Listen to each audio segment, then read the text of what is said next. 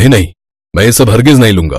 तू कैसी बात कर रहा है यार? शिवानी को मैं बहू नहीं, बेटी बनाकर ले जा रहा हूं अपने घर, और मुझे सिर्फ मेरी बेटी चाहिए, समझ गया ना? अरे पर शादी ब्याह में ये सब तो चलता है ना यार, और वैसे भी ये सब मैं तुझे नहीं अपनी बेटी को दे रहा हूं, समझा? तो तू चुपचाप बैठकर समोसा खा। नहीं यार, तू मेरी बात समझने की कोशिश कर मेरे भाई। हम दोनों की हैसियत में जमीन आसमान का फर्क है, लेकिन फिर भी तू अपना वादा निभा रहा है, ये मेरे लिए बहुत बड़ी बात है। अब अगर मैं तुझसे दहेज लूंगा तो खुद से नजरें नहीं मिला पाऊंगा, और फिर दुनिया तो यही कहेगी ना कि अमीर दोस्त का फायदा उठाया मैंने। नहीं नहीं, ये मुझसे नहीं हो पाएगा। इतना कहकर शिवशंकर की आंखों में आंसू आ गए, और ये देखकर उसके बचपन के दोस्त रवि किशन ने आगे बढ़कर उसे गले से लगा लिया और कहा, अरे बस कर पगले, तेरी यही खुददारी तो है जिसे देखकर मैंने बचपन में ही अपनी शिवानी का रिश्ता तेरे सूरज से तय कर दिया था। मैं जानता हूं कि सूरज तेरी ही परछाई है, और लाखों में एक है वो। मुझे पूरा भरोसा है कि तेरे घर में मेरी बच्ची को भरपूर प्यार मिलेगा, और बस यही तो चाहिए उसे। क्यों, मैंने सही कहा ना शिवानी? अपने पिता की बात पर शिवानी ने मुस्कुराकर गर्दन हिला दी। असल में सूरज और शिवानी का रिश्ता उनके बचपन में ही तय कर दिया गया था। रवि किशन और शिवशंकर बचपन के दोस्त थे। बीतते वक्त के साथ रवि किशन ने शहर आकर खूब तरक्की कर ली, लेकिन शिवशंकर खेतीबाड़ी संभालते हुए उसकी बराबरी न कर सका। लेकिन इस बात का उनकी दोस्ती पर कोई फर्क नहीं पड़ा, और न ही शिवानी और सूरज के रिश्ते पर, क्योंकि कहीं न कहीं उनके भी दिल बचपन से ही जुड़ चुके थे। Hello Shivani, I did it, मेरा वीजा अप्रूव हो गया। अरे वाह, कॉन्ग्रेचुलेशंस। मानते हो ना मैं लकी हूँ आपके लिए। अरे ये तो मैंने बचपन में ही मान लिया था, बट एक प्रॉब्लम है यार। क्या? मुझे शुरुआत में अकेले ही दुबई जाना होगा, बस 2-3 सालों की बात है। अच्छा, वैसे कब जाना है आपको? बस हमारी शादी के 2 हफ्तों के बाद। तुम मैनेज कर लोगी ना? मुश्किल तो होगा, पर आई विल मैनेज। आप बस जल्दी से अपना सपना पूरा करके आ जाना मेरे पास। अरे मैं आऊंगा, और फिर तुम्हें भी ले जाऊंगा अपने साथ, हमेशा हमेशा के लिए। अच्छा जी, सिर्फ मुझे? नहीं नहीं, हम पूरी फैमिली के साथ दुबई शिफ्ट हो जाएंगे, सब एक साथ रहेंगे वहाँ। ओ मैडम, इतना आसान नहीं है। आसान नहीं है तो हम आसान बना लेंगे, आप अभी ज्यादा मत सोचो। सूरज शिवानी को वो हर खुशी देना चाहता था जो उसे उसके मायके में मिलती आई थी, और इसके लिए उसे कम वक्त में ज्यादा पैसा कमाना था। इसीलिए शादी के बस 2 हफ्तों के बाद अपनी नई नवेली दुल्हन को छोड़कर वो दुबई जा रहा था। इधर शिवानी उदास तो थी, लेकिन उसे लगता था कि दुबई जाकर अच्छी जॉब करना सूरज का सपना है। इसीलिए उसने हंसते चेहरे के साथ सूरज को विदा किया, और फिर, माँ जी मुझे कपड़े धोने थे, वॉशिंग मशीन कहाँ है? वहीं जहाँ से तुम्हारे पापा ने नहीं खरीदी तुम्हारे लिए। जी मैं कुछ समझी नहीं। हाँ हाँ, तुम कहाँ कुछ समझोगी, समझदारी का पूरा ठेका तो मेरे परिवार ने ही ले रखा है ना। यहाँ कोई मशीन वशीन नहीं है, हम सब हाथों से ही धोते हैं कपड़े। जी ठीक है। सूरज के पिता ने शिवानी के परिवार से किसी भी तरह का दहेज लेने से साफ इनकार कर दिया था, और इसी शर्त के साथ शिवानी और सूरज की शादी हुई थी। लेकिन इस बात से सूरज की माँ पार्वती बहुत नाराज थी। शादी के वक्त वो लाख कोशिश करके भी अपने पति का इरादा नहीं बदल सकी, लेकिन अब वो अपनी सारी भड़ास शिवानी पर उतार रही थी। बहू, एक बात सुनो, ये इतने महंगे कपड़े पहनकर घूमने की जरूरत नहीं है यहाँ। अब तुम अपने बाप की हवेली में नहीं हो, ससुराल में हो, तो यहीं के रंग ढंग में रहो। तुम्हारे ये महंगे कपड़े देख देख कर मेरी बेटी का जी ललचाता है। अरे माँ जी, अगर ऐसी बात है तो मैं पापा से बोलकर सीमा के लिए भी ऐसे कपड़े मंगवा देती हूँ, अब कोई दिक्कत नहीं है। अगर दिक्कत नहीं थी तो पहले ही लेकर आने चाहिए थे ना। रहने तो अब कोई जरूरत नहीं है। माँ जी, पापा ने तो सब कुछ सोच कर रखा था, पर यहीं से मना किया गया था, इसीलिए। हाँ, और इसीलिए तुम्हारे अमीर खानदान को मौका मिल गया अपना असली रंग दिखाने का। रहने दो, शरीफ खानदान है हमारा, तो हमें तो मना करना ही था, मगर जिसे जो करना होता है ना वो कर ही देता है। इतना कहकर पार्वती तो वहां से चली गई, लेकिन शिवानी वहीं खड़ी सोचती रह गई कि इस सब में उसकी क्या गलती है, और अब वो आगे ये सब कैसे संभालेगी। पार्वती का उसके प्रति बर्ताव बीतते दिन के साथ और खराब होता जा रहा था, और तो और शिवानी की ननद सीमा भी इस सब में अपनी माँ का पूरा साथ दे रही थी। दोनों माँ बेटी ने घर का हर काम शिवानी पर ही डाल दिया था, और शिवानी किसी से बिना कुछ कहे सब कुछ सहती जा रही थी।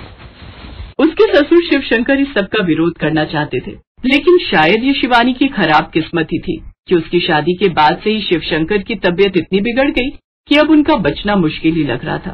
पापा जी, आप मेरी बात मान लीजिए ना, मैं पापा से बोलकर आपका इलाज अच्छे हॉस्पिटल में करवा सकती हूँ। नहीं नहीं बेटा, तुम्हारे पापा का सामना करने की अब मुझ में हिम्मत नहीं है।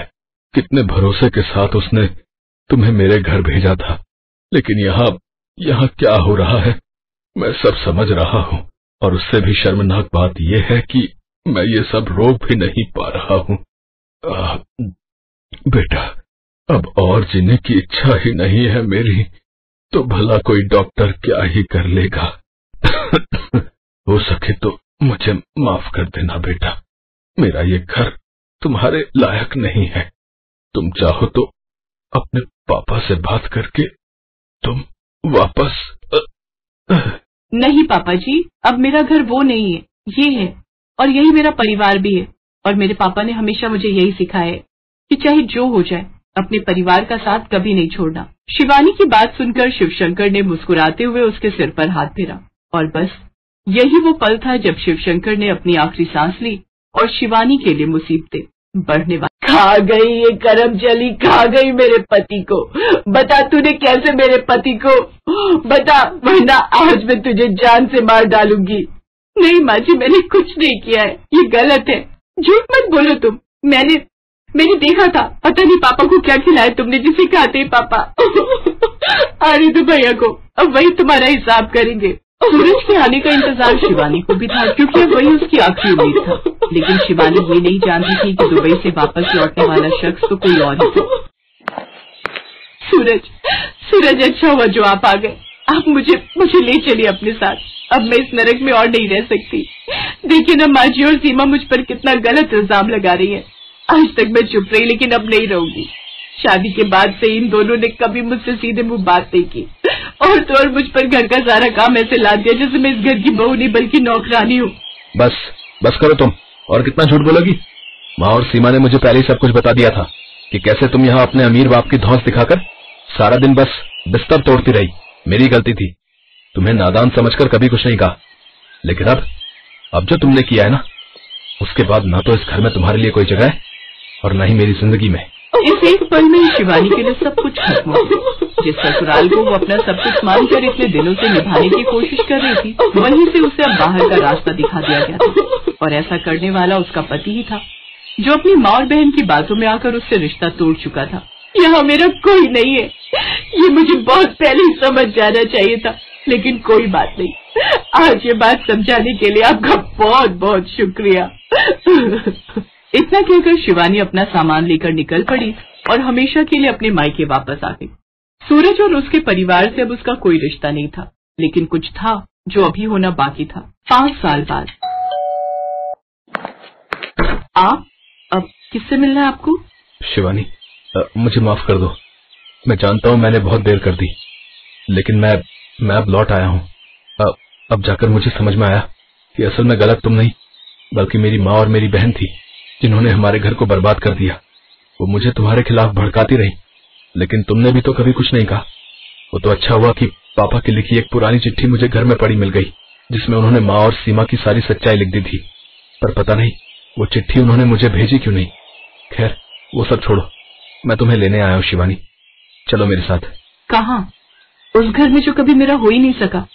माफ कीजिए मिस्टर सूरज, अब पराई घर में पराई लोगों के साथ रहने का ना तो मुझे कोई शौक है और ना ही जरूरत। अब मैं खुद के लिए काफी हूँ। और हाँ, आपकी जानकारी के लिए बता दूं कि आपके पापा की लिखी वो चिट्ठी मैंने ही आप तक नहीं पहुँचने दी थी, पर शायद वो मेरी सबसे बड़ी गलती थी, जिसे अब मैं कभी नहीं दोहराऊंगी।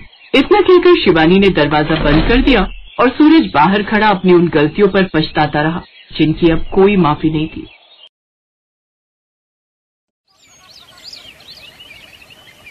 रेखा, बरखा और माला तीनों बहनें दूसरे गांव मेले में घूमने गईं। रास्ते में तीनों को प्यास लगी तो एक बड़े खेत के पास रुक गईं। वो सामने कोई कुटिया दिखाई दे रही है। मुझे लगता है वहां कोई कुआं या तालाब जरूर होगा। चलो चलकर देखते हैं। तीनों बहनें उस खेत में जाती हैं। वहां पर एक कुआं था। तीनों जैसे ही पानी पीने लगती हैं, अचानक उन्हें किसी के कराहने की आवाज आती है। मुझे थोड़ा पानी पिला दो। मैं कुएं से पानी नहीं खींच सकती क्योंकि मैं गर्भवती हूँ। मेरे पति भोजन की तलाश में गए हैं। उन्हें आने में बहुत देर हो गई, नहीं तो वो मेरे लिए कुएं से पानी खींचकर भर देते। अरे जब शरीर संभाला ही नहीं जाता तो गर्भवती क्यों होती हो? देखो तो कितना बड़ा पेट लटकाए बैठी हो। वही तो, जब खुद से कोई काम नहीं किया जाता तो गर्भवती होने की जरूरत क्या है? रेखा दीदी, बरखा दीदी, मुझे तो हंसी आ रही है। इतना मोटा पेट लेकर भला कौन रह सकता है? मैं तो कभी भी गर्भवती ना हूँ। मुझे तो ऐसा मोटा पेट और शरीर लेकर रहा ही नहीं जाएगा। चलो ना दीदी, इस औरत पर क्या ध्यान देना, हम कुएं से पानी पीते हैं ना। हाँ, चलो चलते हैं। हम क्या इसके नौकर हैं जो पहले इसके लिए पानी लाएंगे? हम खुद पानी पियेंगे, हमें बहुत प्यास लगी है। औरत दर्द से कराह रही थी, उसे प्यास भी लगी थी, पर तीनों बहनों ने उस औरत पर कोई तरस नहीं खाया। तभी उस औरत का पति, जो कि एक ऋषि था, और वो आ जाता है। खबरदार, जो कुएं से पानी भी पिया, तुमने मेरी पत्नी का मजाक उड़ाया है। विपदा के समय उसकी मदद नहीं की। एक गर्भवती स्त्री को दर्द से कराहते हुए देखकर भी तुम्हें जरा सी दया नहीं आई। मैं तुम तीनों को श्राप देता हूं कि तुम तीनों अभी के अभी गर्भवती हो जाओगी। तभी तुम्हें पता चलेगा कि एक गर्भवती स्त्री की तकलीफ क्या होती है। वो ऋषि क्रोध में आकर तीनों बहनों को श्राप दे देता है। तीनों रोती हुई घर आ जाती हैं और सारी बात अपने भाई महेंद्र को बताती हैं। महेंद्र उन ऋषि और उनकी पत्नी को ढूंढता है, पर वहाँ खेत में अब उनकी कुटिया नहीं थी। न जाने वे दोनों कहाँ चले गए थे। महेंद्र अपनी बहनों के साथ घर लौट आता है। महेंद्र की तीनों बहनें गर्भवती हो चुकी थी। उनको गर्भावस्था में देखकर सारे गांव वाले उन पर थू थू कर रहे थे। महेंद्र की तीनों बहनों का रो रो कर बुरा हाल था। हे भगवान, अब मैं क्या करूं? इन तीनों की तो सगाई भी हो चुकी है। अगर इनके ससुराल वालों को ये बात पता चली तो मैं उनसे क्या कहूंगा कि मेरी तीनों बहनें बिन ब्याही गर्भवती कैसे बनी? कौन विश्वास करेगा? भैया, अब हम क्या करेंगे? हमें तो बहुत डर लग रहा है। हमारी वजह से आपकी कितनी बदनामी हो रही है। इससे तो हम तीनों इस दुनिया में ना ही रहे तो अच्छा है। रेखा, कैसी बातें कर रही हो तुम तीनों? तुम तीनों बहनें मेरे लिए क्या हो ये बताने की जरूरत नहीं। कोई ना कोई रास्ता जरूर निकल आएगा। चलो हम भगवान शिव के मंदिर चलते हैं और उनसे प्रार्थना करेंगे कि वो उन ऋषि और उनकी पत्नी को ढूंढने में हमारी मदद करें। महेंद्र तीनों बहनों के साथ शिव जी के मंदिर जाता है और प्रार्थना करता है। तभी तीनों की नजर वहाँ ऋषि और उनकी पत्नी पर जाती है, जो मंदिर में ही बैठे थे। भैया, वो देखो, वो ऋषि और उनकी पत्नी वहाँ बैठे हैं। भगवान शिव ने हमारी सुन ली भैया, हमें ऋषि और उनकी पत्नी मिल गए। चलो रेखा दीदी, बरखा दीदी, हम उनसे माफी मांगेंगे। जय शिव शंकर, आपने हमें ऋषि और उनकी पत्नी से मिलवा दिया। आपकी सदा ही जय हो। चलो तीनों, जल्दी चलो और इनसे माफी मांगो। चलो। महेंद्र तीनों बहनों के साथ उन ऋषि के पास जाता है और सिर झुकाकर क्षमा मांगता है। हे ऋषि महाराज, मेरी तीनों बहनों से भूल हो गई। इन्होंने नादानी में ऐसा किया, इन्हें क्षमा कर दीजिए ऋषि महाराज। अच्छा, तो तू इन तीनों की तरफदारी करने के लिए आया है? क्या मैं नहीं माफ करूंगा? नहीं, ऐसा मत कहिए। अब भगवान शिव के मंदिर में बैठे हैं और आप तो जानते ही हैं शिव जी कितने दयालु हैं। वो अपने सभी भक्तों को क्षमा कर देते हैं। तो आप भी तो शिव भक्त हैं, आप भी मेरी बहनों को क्षमा कर दीजिए। अच्छा चल ठीक है, मैं तेरी तीनों बहनों को क्षमा कर दूंगा, पर तुझे मेरी एक शर्त माननी होगी। कहिए, मुझे आपकी हर शर्त मंजूर है। ठीक है, मैं अपना श्राप वापस ले लूंगा, पर तुम्हें अपनी बहनों के लिए बलिदान देना होगा। तुम आजीवन विवाह नहीं करोगे, अविवाहित रहोगे। बोलो, क्या तुम करने को तैयार हो? हाँ, मुझे ये शर्त मंजूर है। नहीं, पर हमें नहीं। अगर हमारा भाई आजीवन अविवाहित रहेगा तो हम तीनों बहनें भी कभी शादी नहीं करेंगे। हम तीनों बहनें अपनी जान दे देंगे। ऋषि महाराज, अगर आप ये शर्त रखेंगे तो हम तीनों बहनें इस दुनिया में जीवित ही नहीं रहेंगे। तीनों बहनों और भाई का प्यार देखकर ऋषि को उन पर दया आ गई और उन्होंने अपना श्राप वापस ले लिया। परंतु याद रहे, आज के बाद कभी भी किसी संकट में पड़े असहाय व्यक्ति का मजाक मत उड़ाना। महेंद्र की तीनों बहनें वादा करती हैं कि वो ऐसा कभी नहीं करेंगे। तीनों फिर से पहली वाली अवस्था में आ जाती हैं और महेंद्र अपनी बहनों को लेकर खुशी खुशी